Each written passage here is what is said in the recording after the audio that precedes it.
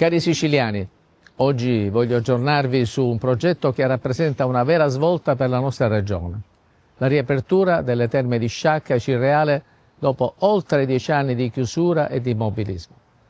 Il mio governo ha deciso di voltare pagina.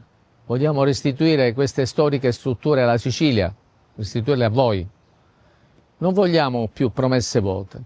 Abbiamo già pubblicato gli avvisi esplorativi per trovare partner privati che ci affianchino nel rilancio delle terme di Cirreale e Sciacca. Le manifestazioni di interesse si chiuderanno il 30 di maggio. Un passaggio fondamentale per individuare investitori seri, capaci di valorizzare questi luoghi straordinari. Per realizzare ciò abbiamo fatto la nostra parte, destinando ben 90 milioni di euro attraverso il Fondo per lo Sviluppo e la Coesione, che grazie agli investimenti privati arriveranno ad oltre 180 milioni.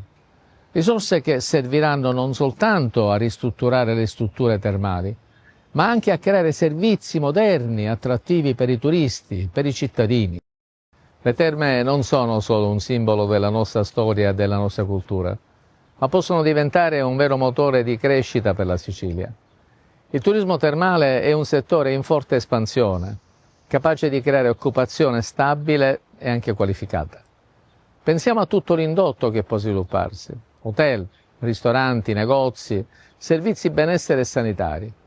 Ecco perché, oltre a lavorare sulla riqualificazione degli stabilimenti, abbiamo ridotto i canoni concessori per le acque termali dal 5% allo 0,5%, in linea con quelli delle altre regioni, rendendo così il settore più competitivo.